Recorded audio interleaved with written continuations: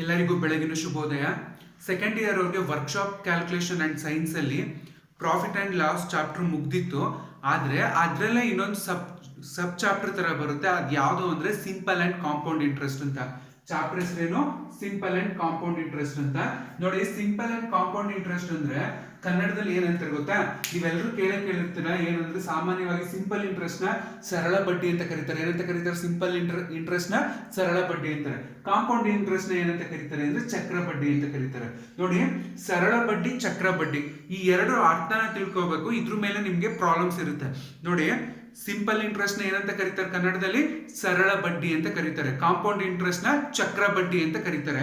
ನೋಡಿ, ಹಾಗಾದ್ರೆ ಫಸ್ಟ್ ನೀವು ಸಿಂಪಲ್ ಇಂಟ್ರೆಸ್ಟ್, ಕಾಂಪೌಂಡ್ ಇಂಟ್ರೆಸ್ಟ್ ತಿಳ್ಕೊಳ್ಳೋಕ್ಕಿಂತ ಮುಂಚೆ ಇಂಟ್ರೆಸ್ಟ್ ಅಂದ್ರೆ ಬಡ್ಡಿ. ಇಂಟ್ರೆಸ್ಟ್ ಅಂದ್ರೆ ಏನು? ಬಡ್ಡಿ. ಬಡ್ಡಿ ಅಂದ್ರೆ ಏನು ಅಂತ ಅರ್ಥ ತಿಳ್ಕೋಬೇಕು. ನೋಡಿ, when we borrow or lent.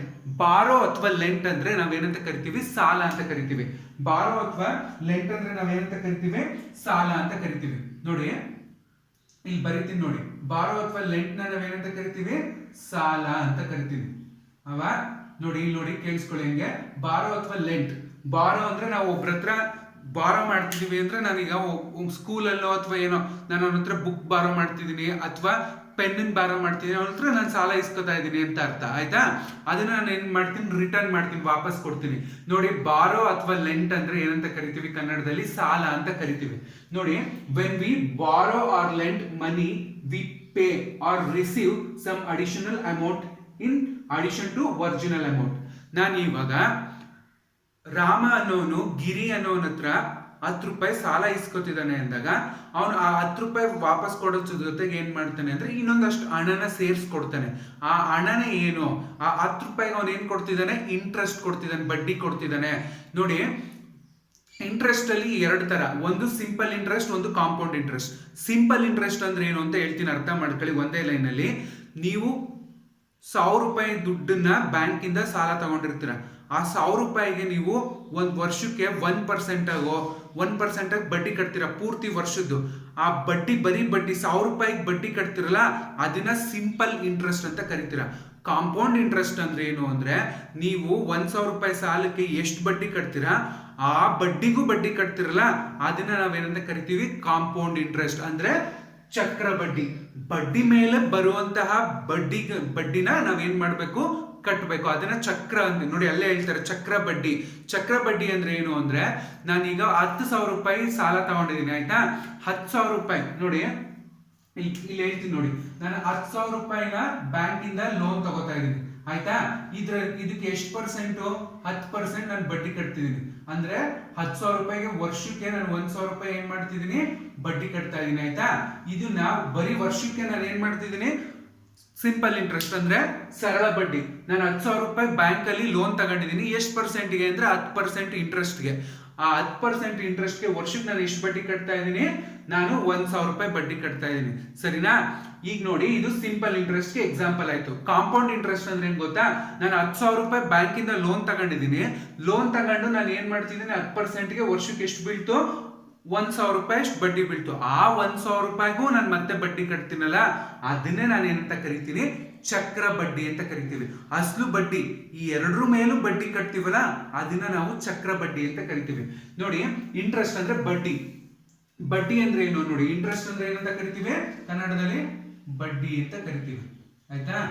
ನೋಡಿ, when we borrow or lend money we pay or receive some additional amount in addition to that of original amount. ನೋಡಿ, ಈ 10,000 ರೂಪಾಯಿ ಒರಿಜಿನಲ್ ಅಮೌಂಟ್ ಏನ್ ಮಾಡ್ತಾ ಇದೀವಿ? ನಾವು ಇನ್ನೊಂದಷ್ಟು ದುಡ್ಡನ್ನ ಸೇರಿಸಿ ಕಟ್ತಾ ಇದೀವಿ.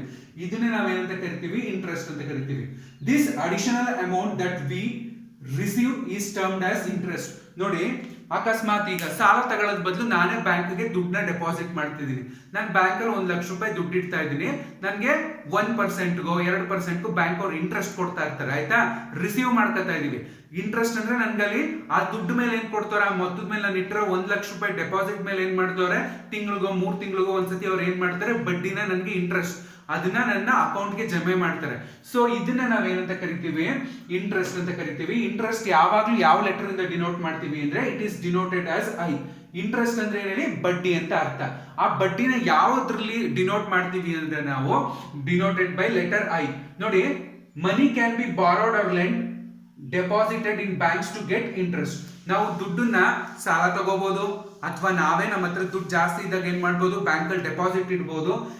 ಏನೇ ಮಾಡಿದ್ರು ನಾವು ಸಾಲ ತಗೊಂಡ್ರು ಅಷ್ಟೇ, ಬ್ಯಾಂಕಲ್ಲಿ ಡೆಪಾಸಿಟ್ ಇಟ್ಟರು ಅಷ್ಟೇ, ನಮ್ಮ ಬ್ಯಾಂಕ್ ಅವ್ರು ಏನ್ ಮಾಡ್ತಾರೆ, ಇಂಟ್ರೆಸ್ಟ್ ನ ಕೊಡ್ತಾರೆ. ಆಯ್ತಾ, ನಾವು ಸಾಲ ತಗೊಂಡಾಗ ಇಂಟ್ರೆಸ್ಟ್ ರೇಟ್ ಜಾಸ್ತಿ ಇರ್ತದೆ, ನಾವು ಡೆಪಾಸಿಟ್ ಇಟ್ಟಾಗ ಇಂಟ್ರೆಸ್ಟ್ ರೇಟ್ ಬಡ್ಡಿ ದರ ಏನಿರ್ತದೆ ಕಡಿಮೆ ಇರ್ತದೆ. ನೋಡಿ, the amount borrowed or lent is called principal. ನೋಡಿ, ಪ್ರಿನ್ಸಿಪಲ್ ಅಮೌಂಟ್ ಅಂತ ಇರುತ್ತೆ. ನಿಮ್ ನೆಕ್ಸ್ಟ್ ಬಂದಾಗ ಹೇಳ್ಕೊಂಡು ಹೋಗ್ತೀನಿ ಪ್ರಿನ್ಸಿಪಲ್ ಅಮೌಂಟ್ ಅಂದ್ರೆ ಏನು ಅಂತ. ನೋಡಿ, ಪ್ರಿನ್ಸಿಪಲ್ ಅಮೌಂಟ್ ಅಂದ್ರೆ ಪ್ರಮುಖ ಮೊತ್ತ ಅಂತ ಕರಿತೀವಿ. ನೋಡಿ, the amount borrowed or lent is called principal ಅಂತ ಕರಿತೀವಿ. ನೋಡಿ, the principal added to the interest is called amount. Amount ಅಂದ್ರೆ ಒಂದು ಮೊತ್ತ. ಆ ಮೊತ್ತ ಅಂತ ಕರೆಯೋದು ಯಾವಾಗ ಅಂದ್ರೆ ಆ principal is added to the interest. ಒಂದು ಪ್ರಮುಖ ಮೊತ್ತ ಏನಿರ್ತದೆ ಅದು ನಮ್ಮ ಬಡ್ಡಿಗೆ ಆಡ್ ಆದಾಗ ನಾವೇನಂತ ಕರಿತೀವಿ, ಅದನ್ನ ಅಮೌಂಟ್ ಅಂತ ಕರಿತೀವಿ. ತುಂಬಾ ಈಸಿಯಾಗಿ ಅರ್ಥ ಮಾಡ್ಕೋಬೇಕು ಅಂದ್ರೆ ಅಮೌಂಟ್ ಅಂದ್ರೆ ಪ್ರಿನ್ಸಿಪಲ್ ಪ್ಲಸ್ ಇಂಟ್ರೆಸ್ಟ್. ಅಮೌಂಟ್ ಅಂದ್ರೆ ನಾವು ಪ್ರಿನ್ಸಿಪಲ್, ನಾವೇನೋ ಈಗ 1,000 ರೂಪಾಯಿ ಅಷ್ಟು ಬಡ್ಡಿ ತಗೊಂಡಿರ್ತೀವಿ ಅಂದ್ರೆ ಆ 1,000 ರೂಪಾಯಿ ಪ್ಲಸ್ ಇಂಟ್ರೆಸ್ಟ್ ಇಷ್ಟು ಸೇರಿದಾಗ ನಮ್ಗೆ ಏನಾಗುತ್ತೆ, ಅಮೌಂಟ್ ಅಂತ ಆಗುತ್ತೆ. ನೋಡಿ, interest depends on principal and duration of the time. Interest ಯಾವಾಗ್ಲೂ ನಾವು ಎಷ್ಟು ಪ್ರಿನ್ಸಿಪಲ್ ಅಮೌಂಟ್, ನೋಡಿ ಪ್ರಿನ್ಸಿಪಲ್ ಅಮೌಂಟ್ ಅಂದ್ರೆ ಪ್ರಮುಖ ಮೊತ್ತ ಅಂತೀವಿ. ಪ್ರಿನ್ಸಿಪಲ್ ಅಂದ್ರೆ ನಾನೀಗ 1,00,000 ರೂಪಾಯಿನ ನಾನು ಬ್ಯಾಂಕಲ್ಲಿ ಡೆಪಾಸಿಟ್ ಇರ್ತೀನಿ, ಅದು ನನ್ನ ಪ್ರಿನ್ಸಿಪಲ್ ದುಡ್ಡು. ಅದಕ್ಕೆ ಇಂಟ್ರೆಸ್ಟ್ ಎಲ್ಲ ಸೇರಿಸಿದಾಗ ನಾವು ಅದನ್ನ ಏನಂತ ಕರಿತೀವಿ, ಅಮೌಂಟ್ ಅಂತ ಕರಿತೀವಿ. ನೋಡಿ, interest depends on principal and duration of the time, but also depends on one more factor called rate of interest.